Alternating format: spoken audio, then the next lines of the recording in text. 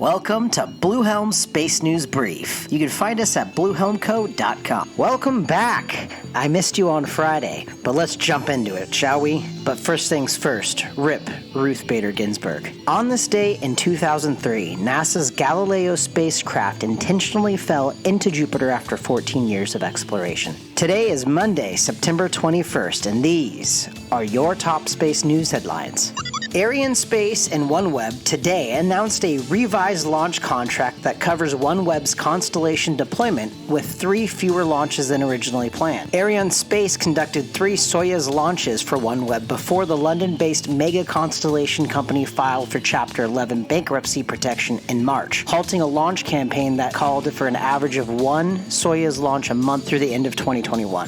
A Smallsat mission to study the atmosphere of Mars is looking for a new ride after being removed as a secondary payload on the launch of a NASA asteroid mission. NASA spokesperson Karen Fox said September 17th that a switch in launch vehicles led to the decision to take the Escape and Plasma Acceleration and Dynamics Explorer escapade off the mission. Quote, Psyche was originally planned to launch on a Falcon 9 full thrust, but it was ultimately determined that the performance of a Falcon Heavy was needed for Psyche to get to the required orbit, unquote, she said. Launch startup PLD Space of Spain raised €7 million, around 8.2 million, this week from Madrid-based investment bankers Arcano Partners to continue development of its Mira family of partial reusable rockets. PLD Space has booked 2 customers for Mira 1's debut. The flight is slated to carry 4 student and faculty-built experiments from the Embry-Riddle Aeronautical University in Florida and 2 microgravity experiments from the University of Bremen's Center of Applied Space Technology and Microgravity in Germany. In final headline news today, there are multiple opinion pieces out spanning from, quote, the timeline to define the Space Force, unquote, to the role of the geospatial intelligence market. Now, I try to stay away from opinion pieces as much as possible. However, I will link to space news if you'd like to read those specific articles. Do you hear that?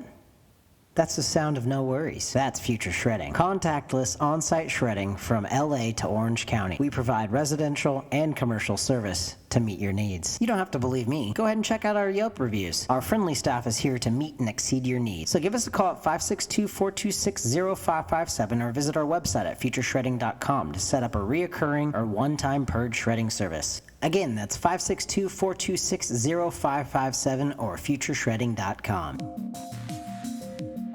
Law, policy, and events in space. NASA's Inspector General warned in a recent report that the agency's Planetary Science Division was taking, quote, undue risk, unquote, in its current approach to a commercial lunar transportation program. The Office of the Inspector General, in an audit of the agency's Planetary Science Division released September 16th, highlights several issues with the Commercial Lunar Payload Service, CLPS, program established in 2018 to buy payload space on commercially developed lunar landers to transport science and technology demonstration payloads to the surface of the moon. Quote, if not adequately addressed, these risks could result in a mission failure and the loss of expensive NASA payloads and significant taxpayer investment, unquote, the report noted. The link to the article and the report are located in the show notes. The next launch I see is September 26th. That's a ULA Delta IV heavy rocket, and it will launch a classified spy satellite for the U.S. National Reconnaissance Office.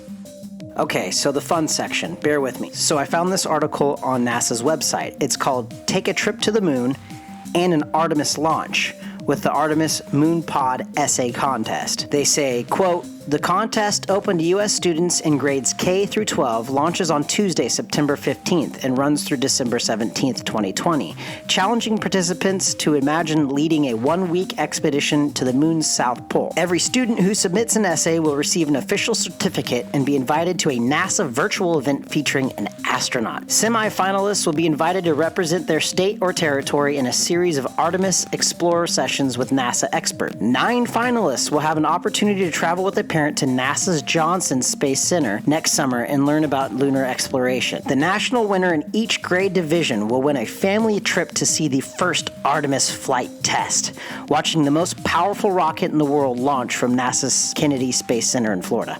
So I've included one more link in the fun section. It's a very heavy article. It's about gravity and artificial gravity. I guess only I'll laugh at that. Don't worry about it. Don't worry about it. All right, well, we're here. So, go through the space calendars this week. There's a couple of them up there with, there's stuff going on with space policy. There's always stuff going on now. This is why we're doing this early. This is why we're here, because this space, about space, is just going to keep growing. So anyway, drink your water, come back here tomorrow, rate, review, subscribe, tell people about this, head over to YouTube, head over to Twitter, head over to Instagram, at Blue Helm Co. There you go. Just tell someone about it. All right, bye.